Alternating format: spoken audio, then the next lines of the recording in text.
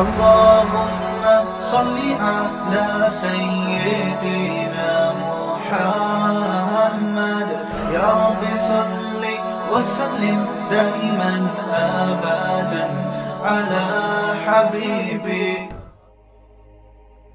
ایک خاتون کے داماد نے اس کی بیٹی پہ ہاتھ اٹھایا. غلط کام ہے, میں ہاتھ اٹھانے کو پروموٹ نہیں کرتا, کہیں آپ یہ سمجھیں گے شوہروں کو چاہیے بیویوں کو ماریں, ایسا نہیں ہے. لیکن عورت تھی سمجھدار, بیٹی نے گھر آ کے بتایا میرے میاں نے ہاتھ اٹھایا ہے.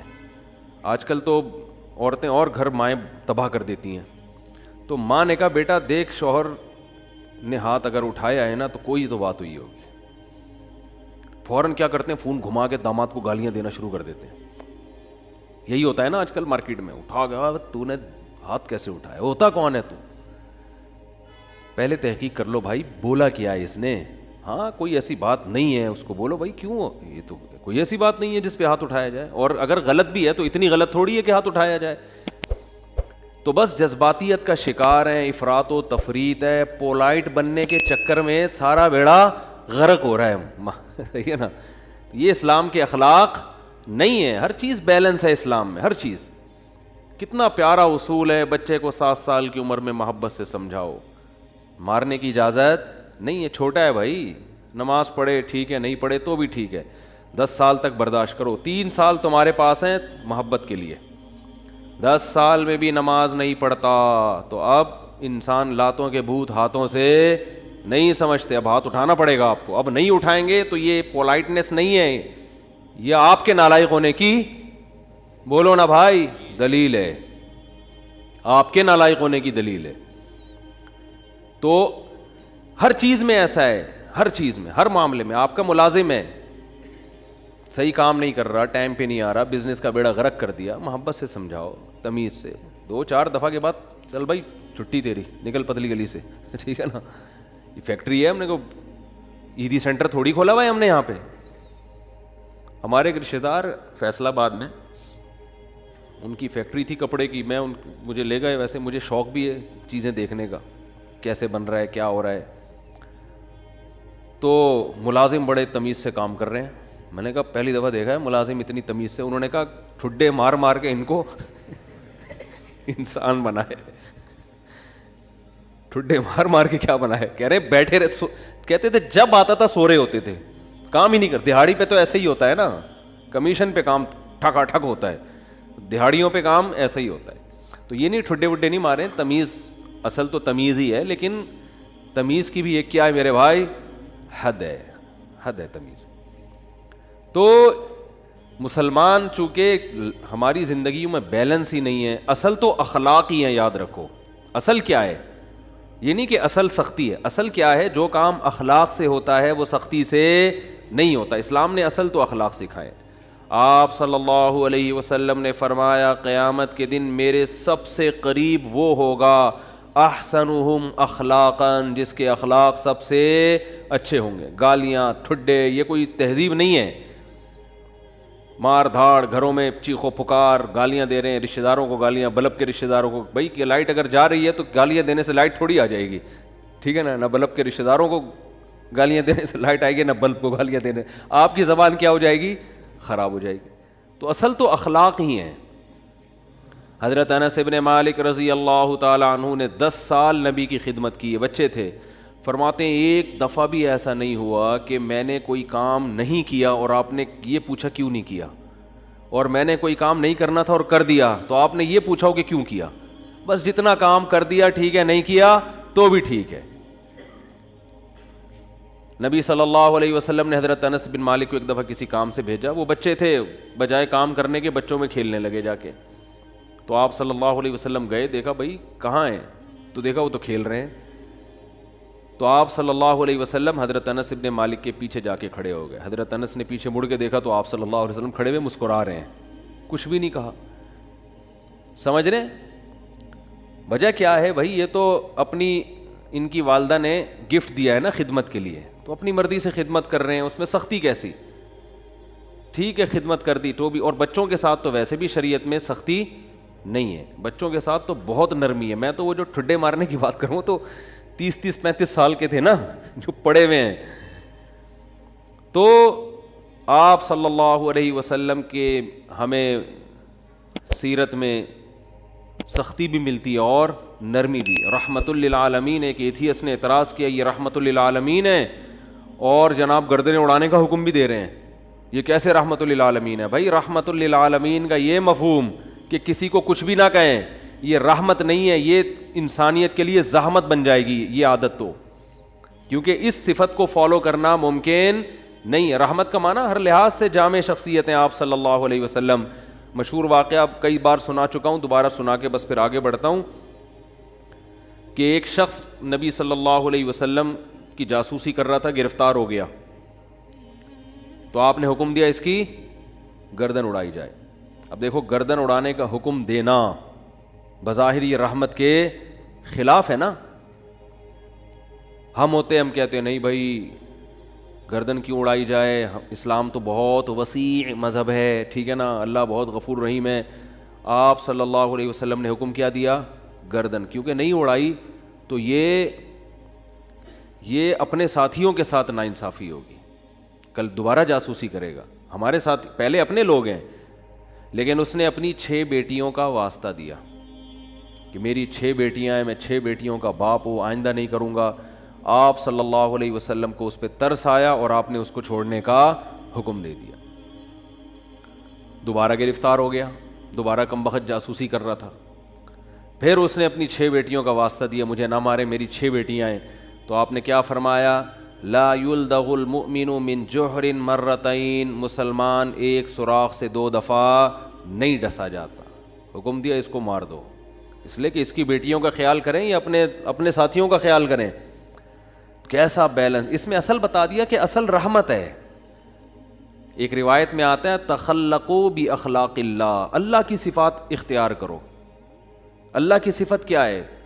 جود و سخاوت ہے اس میں. اللہ کیا ہے؟ غیرت والا ہے. تو ہمیں بھی اپنے اندر کیا پیدا کرنی ہے؟ غیرت. تو اللہ کی صفت یہ ہے کہ قرآن حدیث میں آتا ہے کہ جب اللہ نے اس کائنات کو بنایا تو آئندہ کن اصولوں پہ یہ کائنات چلے گی, وہ اصول اللہ نے پہلے لکھ دیے. جب کوئی ملک وجود میں آتا ہے تو آئین پہلے بنتا ہے نا. کیا ہو گیا بھائی جان؟ آئین پہلے بنتا ہے, اس کے بعد اس آئین کے تحت قانون وضع ہوتے ہیں.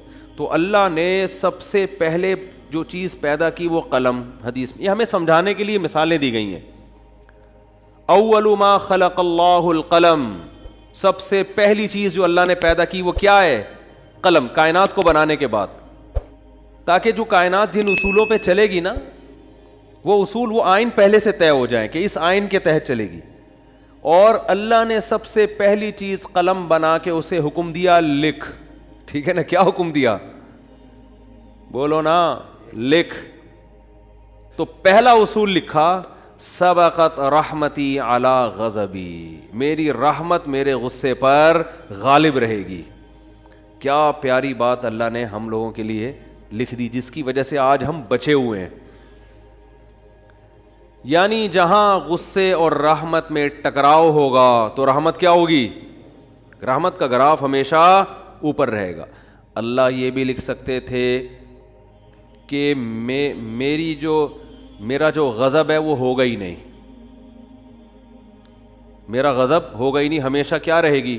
رحمت. رحمت ہی رحمت کے اصول پہ چلے گی, غضب نہیں ہوگا.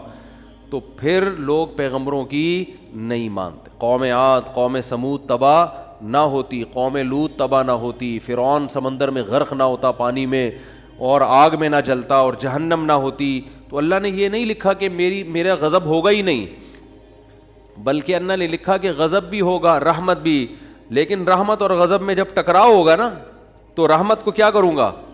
غالب کروں گا. جیسے کوئی گناہگار جب توبہ کرتا ہے تو اس کی توبہ کا تقاضا ہے کہ معاف کیا جائے, سابقہ گناہوں کا تقاضا ہے کہ معاف نہ کیا جائے. تو جب ٹکراؤ ہوگا تو رحمت کو اللہ کیا کر دیں گے؟ غالب کر دیں گے. رحمت کو اللہ ہمیشہ غالب کریں گے.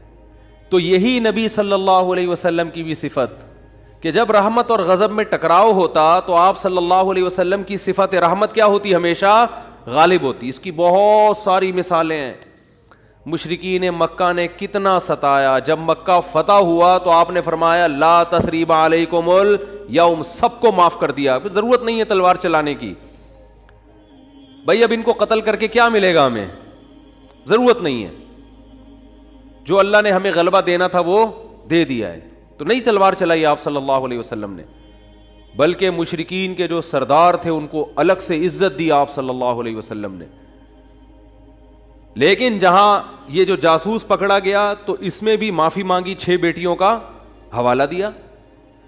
جب 6 بیٹیوں کا حوالہ دیا تو بیٹیاں ہونا اس کی علامت ہے کہ باپ پہ کیا کیا جائے, رحم. بیٹیوں کا کون پوچھے گا بعد میں. جاسوس ہونا اس کا تقاضا کرتا ہے کہ گردن اڑائی جائے. تو یہاں بھی رحمت اور غضب کیا ہو رہے ہیں, بولو بھائی, ٹکرا رہے ہیں. اس لیے آپ صلی اللہ علیہ وسلم نے کیا حکم دیا, چھوڑ دو. بیٹیوں کا واسطہ دے رہا ہے. دوبارہ جب پکڑا گیا ہے تو اب بھی اگر چھوڑنے کا حکم دے دیا جاتا تو اس کا مطلب صفت غضب ہے ہی نہیں. اور یہ بہت خطرناک چیز ہے کہ آپ کے اندر غضب کی اور انتقام کی صفت ہی ختم ہو جائے, انتقام لیس ہو جائیں. اس کا مطلب آپ قوم کے لیڈر نہیں بن سکتے, آپ قوم کو گائیڈ نہیں کر سکتے, آپ قوم خود بھی ڈوبو گے, قوم کو بھی ڈبو دو گے, آپ برباد ہو جاؤ گے. تو میں یہ اتنی ڈیٹیل میں اس لیے بیان کر رہا ہوں کہ یہی چیز ہمیں بھی اپنانے کی ضرورت ہے. اصل پیار ہے, اصل محبت ہے, اصل رحمت ہے, اس کو غالب رکھنا ہے ہمیشہ. لیکن انتقام لیس بولو نہیں بن جانا, غضب لیس بولتے کیوں نہیں, کیا ہو گیا, نہیں بننا ہے. ایسا نہیں ہو جانا کہ اتنے میٹھے کے جو بھی چائے نگل لے کھا کے. تو یہ جو علماء پہ لوگ اعتراض کرتے ہیں وہ یوں نہیں کیا تو ان کو غصہ کیوں آ گیا, کھڑے کھڑے سنا کیوں دی, یہ تو بھائی آدمی ہے, روٹی کھائیں گے تو غصہ آئے گا. اور اگر اتنے میٹھے کے جو بھی جو مرضی کرتا رہے غصہ ہی نہ آئے تو ایسا نہیں ہوتا. پیغمبروں کو نہیں غصہ آیا. حضرت موسیٰ علیہ السلام کلیم اللہ, صحیح ہے نا, ان کا جلال کیا تھا, مشہور تھا, کلیم اللہ تھے. کیسا جلال کے واقعات ہیں. حدیث میں آتا ہے کہ موت کا فرشتہ حضرت موسیٰ علیہ السلام کے پاس آیا انسانی شکل میں. حضرت موسیٰ نے پوچھا کیسے آنا ہوا, ٹھیک ہے, کہا موت کا فرشتہ ہوں, آپ کی روح قبض کرنے آیا ہوں. حضرت موسیٰ نے ایک کھینچ کے تھپڑ لگا, اتنی زور سے مارا ان کی آنکھ نکل کے گر گئی نیچے. وہ اللہ کے پاس گئے, اللہ اپنے کس بندے کے پاس بھیجا ہے تو نے مجھے, ہے بھائی. پتہ نہیں حضرت موسیٰ کو غصہ کس بات پر آیا, اسٹائل ان کا ایسا ہوگا, ہے بھائی, یا کیا وجہ, وہ تو حضرت موسیٰ ہی جانتے ہیں. ظاہر ہے پیغمبروں کو ناحق غصہ نہیں آتا, لیکن اللہ بس ایک حضرت موسیٰ کی جو جلالی صفت ہے نا اس کا اظہار کرنا چاہتے تھے کہ دشمنوں کو کہ ان سے بچ کے رہو, ٹھیک ہے. انہوں فرشتے کے تھپڑ لگا دیا تو تھوڑا سا احتیاط رکھو ان سے. تو اصل کیا ہے میرے بھائی, اصل محبت ہے. یہ میں اس لیے بتا رہا ہوں کہ بعض لوگ الٹی کوالٹی ہوتی ہے ان کے اندر. اصل غصہ ہے, جب دیکھ لیں غصہ جاری نہیں ہو رہا تو پھر تمیز پہ آ جاتے ہیں وہ, ٹھیک ہے نا. شروع میں کیا کرتے ہیں, غصہ اور مار دھاڑ اور گالیاں یہاں سے شروع کرتے ہیں پہلے, یعنی آپشن یہ ہوتا ہے ان کا. اگر اس سے بندہ قابو میں نہیں آیا تو ان کو اندازہ ہو جاتا ہے یہ قابو میں آنے والا نہیں ہے, پھر وہ کس سے بات کرتے ہیں, تمیز سے بات کرتے ہیں. بالکل اس کی مثال ہے, ایک آدمی نے کسی کے چاقو رکھا, بولا تیری جیب میں جو کچھ ہے نکال دے, اس نے ٹی نکال دی, ٹھیک ہے. اب یہ کہہ رہے تیری جیب میں جو کچھ ہے نکال دے, ٹھیک ہے. یعنی سامنے والا اگر آپ سے بھی بڑا فنٹر نکل آیا تو پھر آپ کہتے ہو بھائی یہاں تمیز, یا تمیز سے بات کے علاوہ آپ کے پاس کوئی آپشن نہیں, فوراً غصہ ٹھنڈا ہو جاتا ہے. تو یہ غلط ہے. نہ تو غصہ لیس ہو جانا ٹھیک ہے کہ کچھ بھی ہوتا رہے, اور چونکہ میاں بیوی میں بہت ہو رہا ہے آج کل, یہ بہت زیادہ پھڈے جھگڑے, داماد ایک نمبر کا ہیروئن چرسی کہیں کا الو کا, کیا بولوں میں, اور برداشت پہ برداشت, نہیں کل ٹھیک ہو جائے گا, نہیں پرسوں ٹھیک ہو جائے گا. وہ بھائی نہیں ٹھیک ہوگا, یہ چھوڑ دو اس کو. نہیں جی اللہ کی رحمت بہت بڑی ہے, ہو سکتا ہے ٹھیک ہو جائے. بھائی اللہ کی رحمت بڑی ہے اس کا یہ مطلب ہے ہی نہیں. اس کا مطلب ہے کہ چھوڑ دو تو اللہ کی رحمت بڑی ہے, کوئی دوسرا دلا دے گا اللہ. جب ثنا خان کو مفتی انس مل سکتے ہیں اور مفتی انس کو ثنا خان مل سکتی ہے, تو اس کا مطلب کسی کو کسی بھی ٹائم پہ کچھ بھی مل سکتا ہے. دو انتہائیں ہیں نا, ایک مولوی اور ایکٹریس کی آپس میں شادی ہو گئی, تو اس کا مطلب کسی کی کسی بھی ٹائم پہ کسی پہ بھی شادی ہو سکتی ہے. رشتوں کی کمی مارکیٹ میں نہیں ہے. تو ایسے ایسے الٹے الٹے لوگوں کو لوگ برداشت کر رہے ہیں کہ ہو سکتا ہے کل ٹھیک ہو سکتا ہے. بھائی ایک حد ہے, حد ہر چیز میں کیا ہے, ایک لمٹ ہے. اولاد بگڑی ہوئی ہوتی ہے, میں والدین کو کہتا ہوں بھائی اپنے بیٹے کو ایک حد تک تربیت کرو, نہیں آ رہا نا قابو میں, نکلو. بولو پتلی گری سے سامان گھر سے اٹھا کے کیا کرو, نکلو. زیادہ نہیں بدماشی ہے, تیرے باپ کا گھر ہے, تیرا گھر نہیں ہے.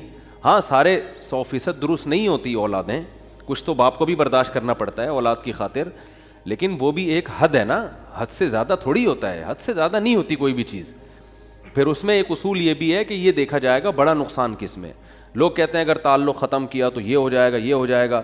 بھائی تعلق ختم کیا تو یہ ہو جائے گا, نہیں کیا تو یہ ہو جائے گا, تو دونوں میں پلس مائنس کیا کرو کہ زیادہ نقصان کس میں. ہمیشہ اس اصول پہ زندگی گزرتی ہے. یاد رکھو دنیا میں سارے فائدے کی چیزیں کبھی بھی حاصل نہیں ہوتی, ہر کام کے کچھ سائیڈ ایفیکٹ ہوتے ہیں.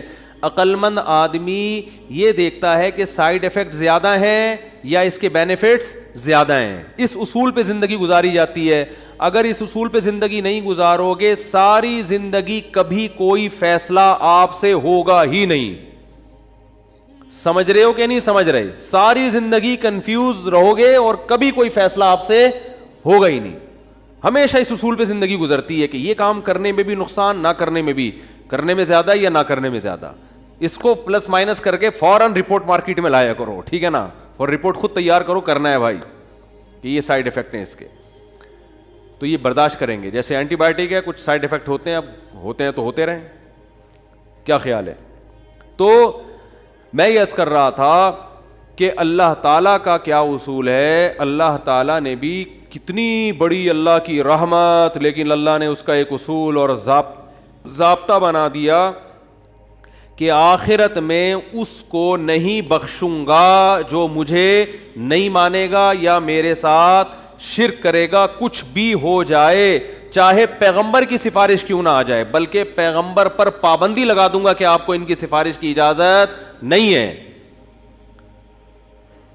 تو یہ بہت بھائی اس سے پتہ چلتا ہے ایمان بہت بڑی نعمت ہے. آج مسلم گھرانوں میں بات بات پر ایمان سے ہاتھ دھو بیٹھتے ہیں. مفتی طارق مسعود صاحب کے بیانات سننے کے لیے youtube.com/مفتی طارق مسعود کو سبسکرائب کریں, اور اگر آپ لائیو ویڈیو کو کبھی بھی مس نہیں کرنا چاہتے ہیں تو سبسکرائب کرنے کے بعد بیل آئیکن پہ کلک کرنا مت بھولیں. جزاک اللہ.